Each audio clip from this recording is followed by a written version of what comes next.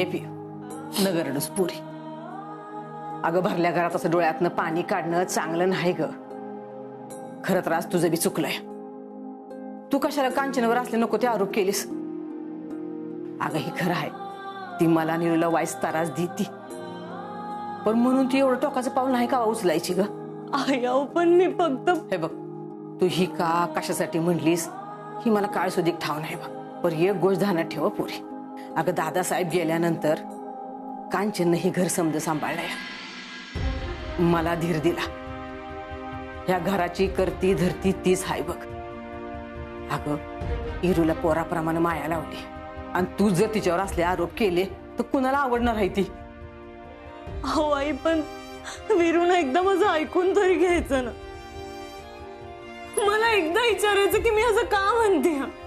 पुरी अगं तुझं समज खरा. खरं तर आज इरूचं लय चुकलंय. त्यानं तुझ्यावर असा हात उचलायला नको होता. मी बघणार आहे त्याच्याकडं. आणि होय, तू बी कांचन बद्दल असं काय बोलण्या अगोदर ना विचार करत जा.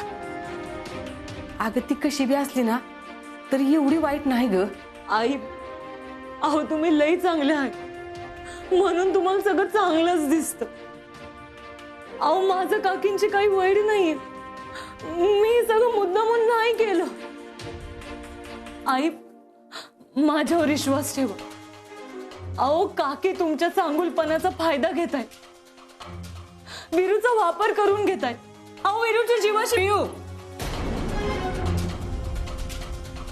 अगं मी तुला कितींदा सांगितलंय ग पुरी, हा यो विषय मला या घरात नको म्हणून.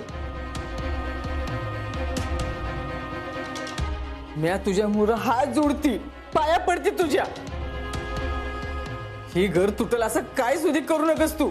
आई अहो हे काय करताय तुम्ही. असं हात नका जोडू आई. अगं मग हात जोडू नको तर काय करू. म्हणजे तुझं ही चित्र बोलणं कमी होईल. हे बघ पोरी, मला या घरात तुझ्यात आणि इरूत भांडणं नको आहे ती. वाईट सुधीने वाग पोरी. अगं घर इसकटायला येळ नाही लागत आहे. तवा शब्द ना जपून वापरायला शिक.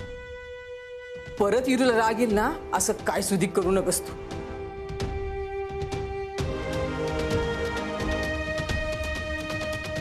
अहो आई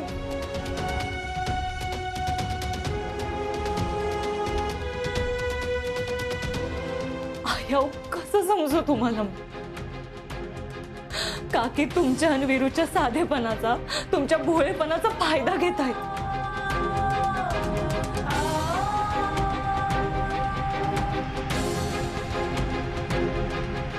पण नाही,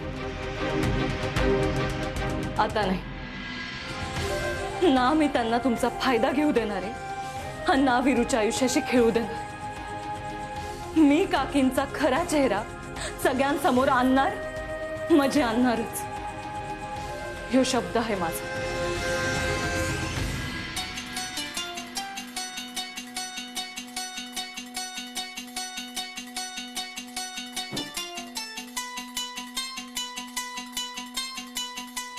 काकी ज्यूस. काकी ज्यूस. वत माझ्या डोक्यावर.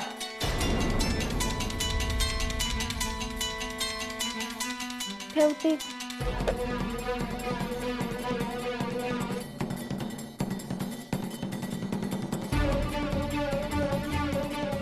काकी काय झालं.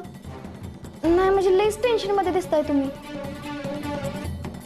ती अंकुशरावची पोरगी माझ्यावर डायरेक्ट आरोप करते दादासाहेबांना मारलं म्हणून.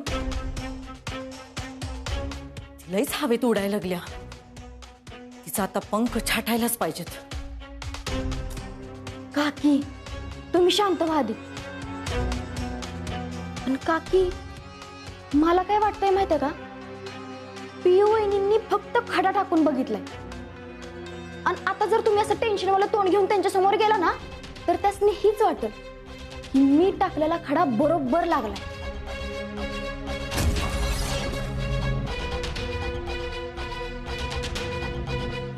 दीपे, कधी कधी लई आकलच बोलतेस ग तू.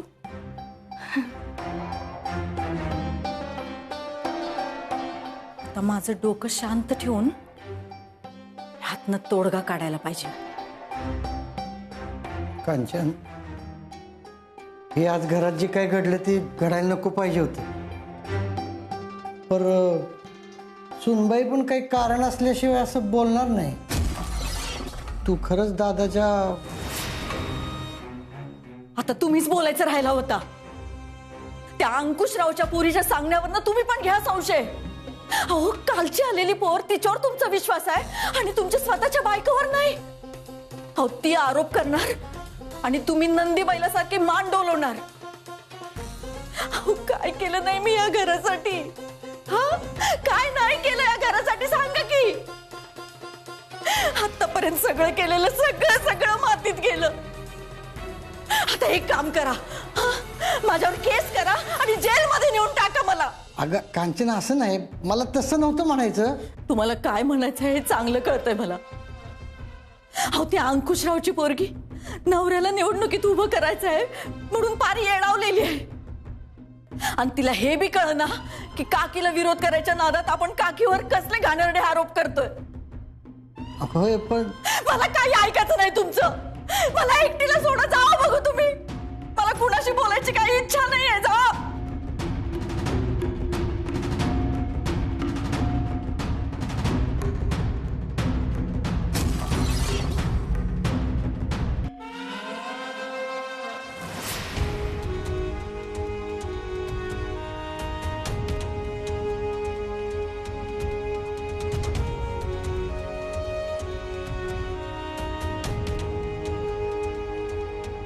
वेड्या, लय चुकलायस तू.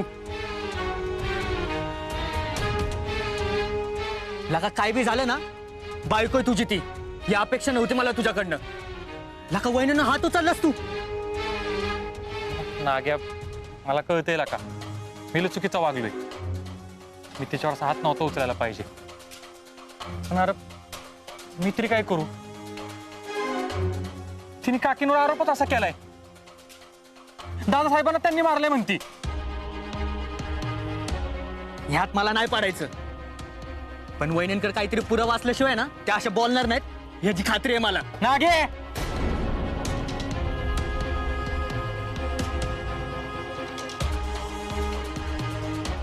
काय चुकीचं बोलतोय मी? हा, सांग ना, काय चुकीचं बोलतोय? लाका, तू तर असं वागतोयस ना जसं काही वहिनीसनी ओळखतच नाही. मला वाटत होतं माझ्यापेक्षा जास्त तू ओळखतो वहिनींना, पण त्यांच्यावर हात उचलून आहे ना, हा माझा गैरसमज होता, हे दाखवून दिलंस तुम्हाला आज. अरे नाग्या, मी पिवळा चांगलाच ओळखतो, म्हणूनच तर तिच्या वागण्याचा त्रास होतोय मला. माझी पिऊ अशी नाही, घरीच कटलं तर ते सावरायचं कसं ना, ते बघणारी पिऊ, ते मोडणारी नाही. काय चाललंय तिचं काहीच कळना झालंय मला. काल पाव तर काकींची तिची भांडणं व्हायची, पण घरात भांड्याला लागतच म्हणून मी दुर्लक्ष करायचो. पण कालच्या हाईटच झालेला का? वय, तू त्यांच्या कानाखाली मारून काही कमी हाईट केलीस का? हा लग्नाआधी किती जीव लावायचास तू त्यांच्यावर, काय काय नाही करायचंस त्यांच्यासाठी, आणि त्या पण तुझ्यासाठी स्वतःच्या डॅडीशी नडल्या, आणि तू असं वागलास त्यांच्याशी. अरे नाग्या, मी तिच्यावर हात उचलायचा अर्थ असा नाही की माझं प्रेम कमी झालंय. अरे पण ती लग्नात दिले वेगळं वागायची रे, आता लय बदलल्या, ह्याचाच त्रास होतोय मला. वेऱ्या, वहिनी नाही बदलल्यात, बदललायस तू. वहिनी आजूबाजूच्या परिस्थितीकडे उघड्या डोळ्याने बघतात, पण तू स्वतःच्या डोळ्यावर काकीच्या अंड्याला भक्तीची पट्टी लावलीस. त्यामुळे तुला काय चुकीचं आणि काय बरोबर कळणं झालंय. एक दोस्त आहे म्हणून सांगतो, अजून पण वेळ गेली नाही, नीट विचार कर.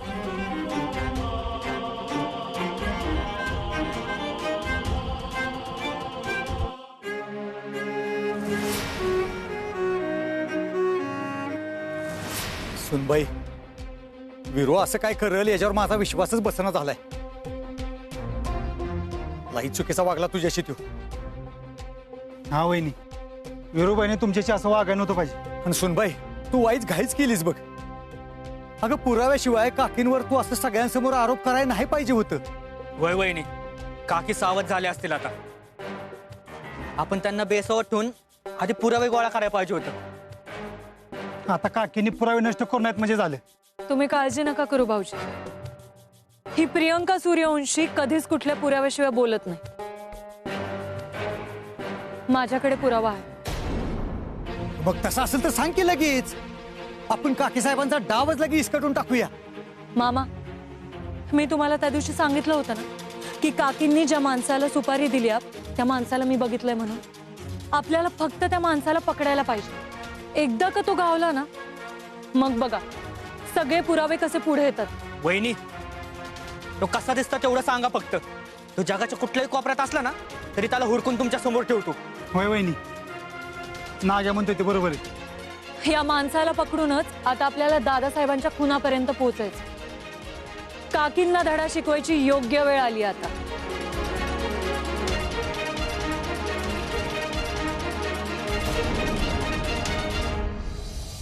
दीपे, जा दरवाजाच्या तिथं उभी राहा आणि कुणी आलं ना तर लगेच सांगा मला.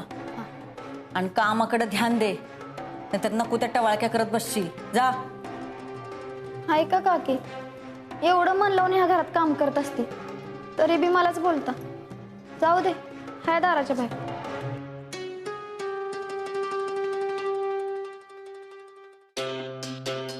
ऐक. हा हा काकी बोलते. हे बघ, मी जे तुला काम सांगितलंय ना ते पुढे ढकलायचंय. तेव्हा आत्ताच्या आत्ता गायब हो. मी जवळ तुला सांगत नाही तवर इकडं फिरकायचं नाही. कुणाला जर दिसलास ना तर घानाच फिरवीन बघ. काकी, काकी वीरबाई आले. हा, हॅलो हॅलो. हा, ठेवते मी आता बरं का. हा, मी सांगितल्यावरच काम फत्ते करायचं. काकी, तुम्ही कशाला टेन्शन घेताय? कोणी येईल काय बी बोलल तुम्हाला, मग काय खरं म्हणायचं होय ती? हा, तुम्ही नका टेन्शन. काकी रडू नका हो.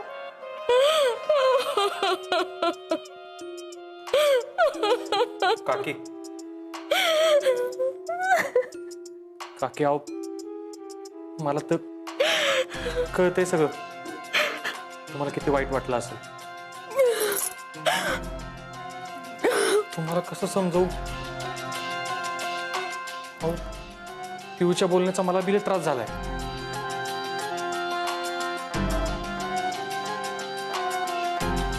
वीरू, तुला नसता त्रास झालाय रे. तर माझं काय झालं असं सांग की. माझ्या काळ झाला, तड गेलं तड. दादासाहेब जेव्हा गेलं ना माझं वय लय लहान होतं रे. मला काही काही कळत नव्हतं, जबाबदारीचं भान नव्हतं. अशामध्ये कमरेला पदर खोचून मी कामाला लागले रे. हे सगळं घर सांभाळलं, तुला आणि सुनंदाचा सांभाळ केला रे. आणि एवढं सगळं करून मला काय ऐकायला लागतंय तर मी दादासाहेबांचं. काकी काकी आहो, तुम्ही रडू नका बरं. मी तुम्हाला असं रडताना नाही बघू शकत. मला माहितीये रे बाळा, तुझा माझ्यावर लय जीव आहे. जेवढा त्रास मला होतोय ना तेवढाच त्रास तुला बी होत असेल. वीरू, आता मला वाटतंय दादासाहेबांच्या जागी मीच गेले असते तर बरं झालं असतं. हो काकी, असं नका बोलू तुम्ही. पिऊच्या वतीने मी तुमची माफी मागतो. नको रे बाळा. अरे तू माफी मागून काय होणार आहे. मला माहित आहे तुझा माझ्यावर लई जीव आहे. जितका मला त्रास झाला ना तेवढाच त्रास तुला बी झालाय. काकी, तुम्ही सांगा मी काय करू म्हणजे तुम्हाला बरं वाटेल. तू काहीच करू नको लेकरा, पण मी तुझ्या बायकोला माफ करणार नाही. जोवर ती माझे पाय पकडून माफी मागत नाही ना तोवर माझं समाधान होणार नाही.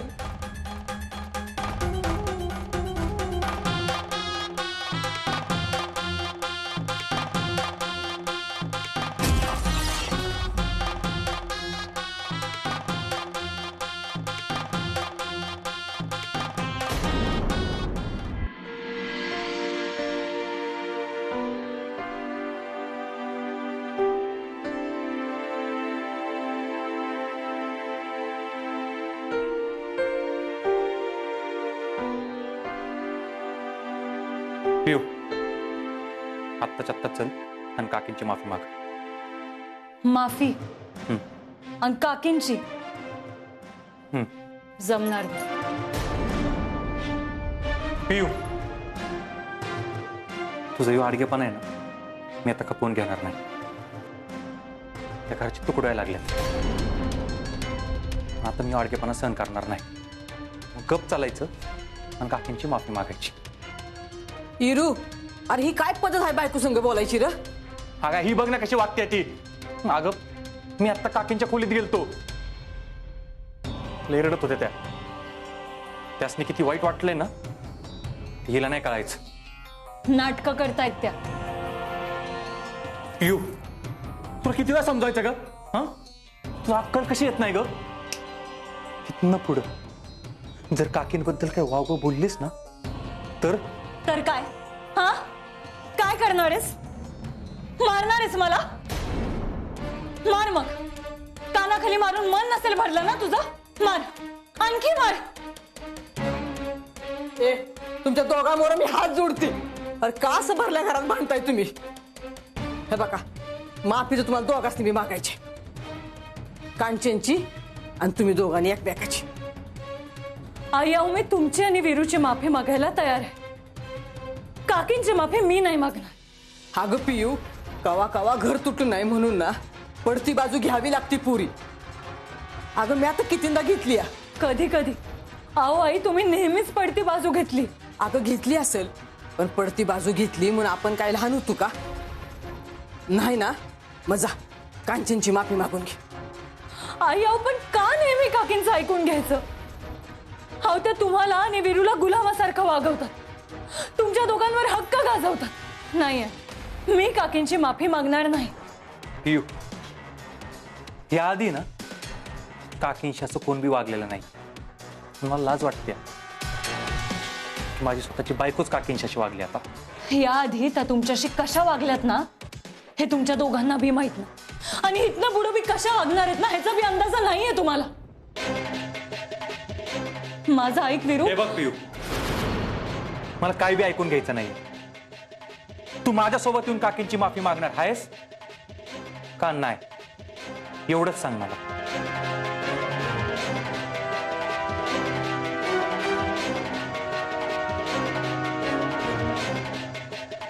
ज्या बाईने या घराचे वासे पोकळ केले, माझ्या आईंना आणि नवऱ्याला छळलं,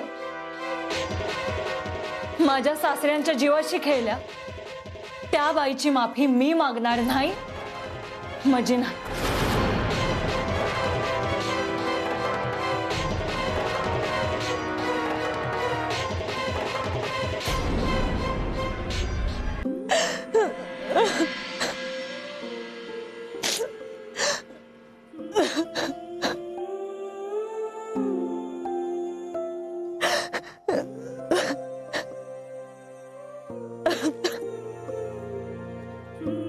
वहिनी, हो काय झालं? का रडताय तुम्ही? वहिनी काय झालं? वीरा काय बोलला का तुम्हाला? हे माया, तू थांब रे इथंच, मी आलोच त्याच्याकडे जरा बघून. अहो थांबा भाऊजी, तुम्हाला वाटतं तसं काही नाही झालं. मग वहिनी तुमच्या डोळ्यात पाणी काय? अहो भाऊजी, वीरू आणि आईंचं असं म्हणणं आहे की मी जाऊन काकींची माफी मागावी. काय? वहिनी, त्याची काही गरज नाही. काकीची माफी बिफी काय नाही मागायची तुम्ही. ते शक्यच नाही भाऊजी. आता जग इकडचं तिकडं झालं ना, तरी मी काकींपुढं नाही झुकणार. आता काकींना सगळ्यांपुढं झुकावं लागणार. बरं भाऊजी, अहो तुम्ही ज्या कामासाठी गेला होता ते काम झालं का? काही पत्ता लागला त्या माणसाचा? वहिनी, आम्ही सगळीकडे चौकशी केली, आपली पोरं बी कामाला लावली, पण तुम्ही जसा सांगताय ना तसा माणूस काय सापडा झाला भाऊ. अहो महेश भाऊजी, तो माणूस सापडणं लई महत्वाचं आहे. तसं जर नाही झालं ना, तर नाही लाजानं मला काकींची माफी मागावीच लागेल. नाही नाही नाही नाही, तुमच्यावरती वेळ येणार नाही वहिनी. आम्ही आमचं सगळं नेटवर्क कामाला लावू आणि त्या माणसाला हुडकूनच काढू. खरंच भाऊजी, तुमच्या ह्या विश्वासाच्या बळावरच मी आज काकींशी लढते. आता काही बी झालं ना तरी काकींचा खरा चेहरा मी जगासमोर आणणारच. फक्त एकदा तो माणूस भेटलाच पाहिजे.